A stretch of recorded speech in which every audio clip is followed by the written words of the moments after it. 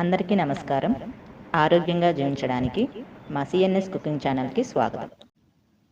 Hi friends, ఎలా ఉన్నారు? నేను బాగున్నానండి. మీరు కూడా చాలా చాలా బాగుండాలని కోరుకుంటున్నాను. ఇవాళ మనం చేయబోయే రెసిపీ ఏంటంటే బెండకాయ పులుసు అండి. బెండకాయ పులుసు అని తేలిగ్గా చూడకండి, దాంట్లో చాలా హెల్దీ విటమిన్స్ ఉంటాయి. నేను చేసేటట్టుగా మీరు కూడా నేను వేసినవన్నీ వేసి చేయండి. మీకు హెల్త్కి ఎంత మంచిదో వీడియోలో చూపిస్తాను. బెండకాయ పులుసు అని చెప్పి ముగ్గులు చూపిస్తున్నాను ఏంటి అనుకుంటున్నారా? ఇవాళ మా ఇంటి ముందు ఇలా ముగ్గులు వేసుకున్నానండి. మీకు కూడా ఒకసారి చూపించేద్దామని వీడియోలో తీశాను. ఈ ముగ్గులు ఎలా వేసానో చూడాలంటే నా ఛానల్ సబ్స్క్రైబ్ చేసుకోండి. షార్ట్స్లో పెట్టాను, ఇంకా మంచి మంచి డిజైన్స్ ఉంటాయి. ఓకేనండి, ఇప్పుడు మనం వీడియోలోకి వెళ్దాం. ఇవాళ చేయబోయే రెసిపీకి ఏమేం కావాలో చూద్దాం. బెండకాయ పులుసులోకి 2 ఉల్లిపాయలు తీసుకున్నానండి, చిన్న చిన్న పీసెస్గా కట్ చేసుకున్నాను. 1/4 కేజీ టమాటాలు తీసుకున్నాను. 1/2 కేజీ బెండకాయలు నీట్గా వాష్ చేసి చిన్న చిన్న ముక్కలుగా కట్ చేసుకున్నాను. ఇప్పుడు ముందుగానే కొంచెం చింతపండు కూడా నానబెట్టి పెట్టుకోవాలండి. కొంచెం వాటర్లో చింతపండు, పులుసుకు సరిపడా చింతపండు కొంచెం సరిపోతుంది, ఎక్కువ పులుసు అవ్వకుండా. ఇప్పుడు నేను చూపించినంత సరిపోతుంది. 1/2 కేజీ బెండకాయల్లోకి నానబెట్టి పక్కన పెట్టుకుందాం. ఇప్పుడు గ్యాస్ వెలిగించి గిన్నె పెట్టుకుందాం.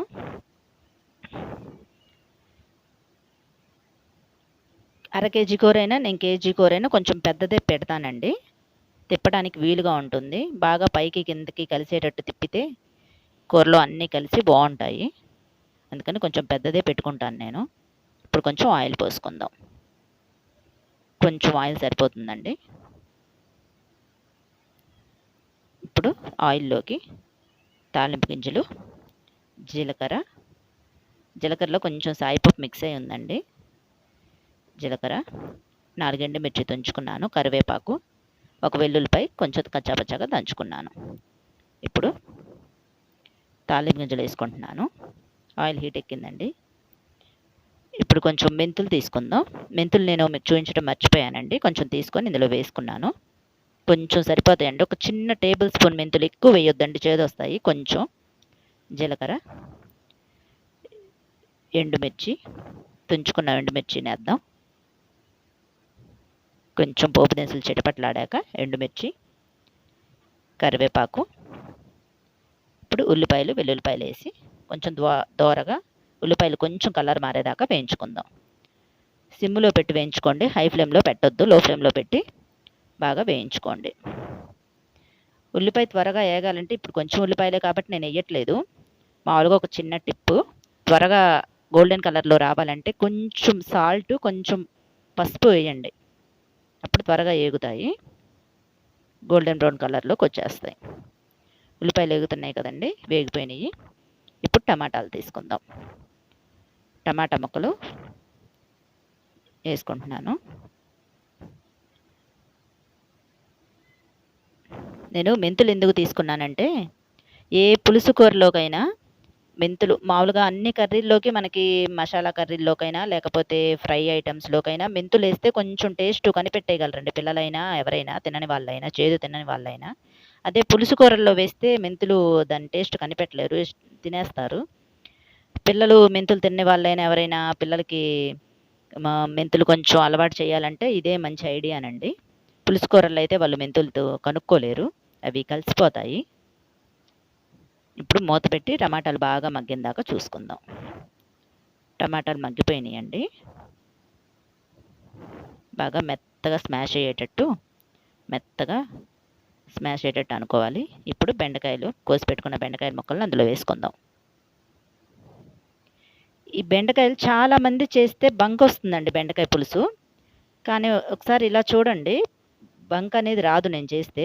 మా ఇంట్లో మా హస్బెండ్ అయినా, మా ఇంటికి పోనీ ఎవరన్నా మా రిలేటివ్స్ ఎవరన్నా వచ్చినా బెండకాయ పులుసు నువ్వు చేస్తే బంక రాదు, చాలా బాగుంటుంది అని అంటారండి.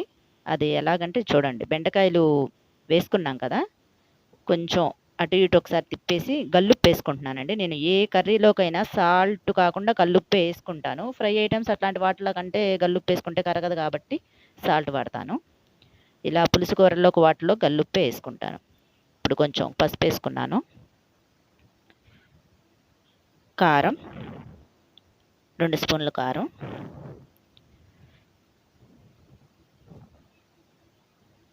వేసుకొని బాగా తిప్పుకుందాం. ఎక్కువసేపు తిప్పకుండా 2 సార్లు కొంచెం కలిసేదాకా అటు ఇటు అని మూత పెట్టి పక్కొచ్చేయండి. తిప్పుతూ ఉంటే బెండకాయ ఆ బంక్ అనేది బయటకు వచ్చేస్తుందండి. మాటకి తిప్పకూడదు. తిప్పేసి కొంచెం ఆ బంక్ అనేది పోయిందాకా ఉంచి ఆ తర్వాత మనం తిప్పేటప్పుడు బంక పోయింది అని మనకు అర్థమైపోతుంది. అప్పుడు చింతపండు నానబెట్టుకున్న చింతపండు పులుసు పిసికి అందులో పోసుకున్నానండి. ఇప్పుడు మనకు సరిపడా పులుసు పోసుకొని ఉడికించుకున్నాము. ఉడికిపోయిందండి, బెండకాయలు ఉడికిపోయినాయి. స్మెల్ కూడా బాగా వస్తుంది. చేపల కూరలోనైనా మెంతులు ఈ విధంగా ఇలా వేసుకుంటారండి. ఇంకా కావాలంటే లాస్ట్లో పౌడర్లా కూడా వేసుకుంటారు. మెంతిపొడి కంపల్సరీ వేసుకుంటారు చేపల కూరలో, చేపల పులుసులో. పులుసు ఐటమ్స్ మనం ఏవి చేసినా, ఏ కర్రీకైనా పులుసు ఐటమ్స్ చేసేటప్పుడు కొంచెం తాలింపులో మెంతులు వేసుకున్నా, లాస్ట్లో మెంతిపొడి కొంచెం వేసుకున్నా పులుసు కూరలు ఏవైనా టేస్ట్గానే ఉంటాయండి. బెండకాయ పులుసులో అయితే మాత్రం అసలు ఈ మెంతులు పడితే మనకి చేపల పులుసు తింటాం చూడండి, అంత టేస్ట్ వస్తుంది ఈ విధంగా చేసుకుంటే. ఇప్పుడు నేను కొంచెం వేయించి పక్కన పెట్టుకున్న తెల్ల నువ్వులు తీసుకుంటున్నానండి. నేను ఆల్రెడీ నువ్వులు అనేవి హెల్త్కి మనకి ఎంత మంచిదో నేను ఆల్రెడీ ఒక వీడియోలో ఒక రెసిపీ చేసేటప్పుడు చెప్పాను మీకు. నేను మాత్రం కంపల్సరీ ఇంట్లో అన్ని వస్తువులు ఎలా తెచ్చుకుంటానో నువ్వులు కూడా కంపల్సరీ మా ఇంట్లో ఎప్పుడూ ఉంటాయండి. నేను ప్రతి కర్రీలో నువ్వులు వేసుకుంటూనే ఉంటాను. ఏదో ఒక విధంగా ఫస్ట్ తాలింపులో అయినా వేసుకుంటాను, లేకపోతే లాస్ట్లో ఎలాగైనా వేసుకుంటాను. ఏదో ఒక రకంగా ఫ్రై ఐటమ్స్లో అయితే నువ్వులు పొడిలా చేసుకొని కూడా వేసుకుంటానండి నేను. నువ్వులు హెల్త్కి మంచిదని అంత నమ్ముతాను నేను. మా పెద్దవాళ్ళు చెప్పేవాళ్ళు నాకు. ఒక్క ప్రెగ్నెన్సీ లేడీస్ తప్ప అది ఎవరైనా తీసుకోవచ్చండి.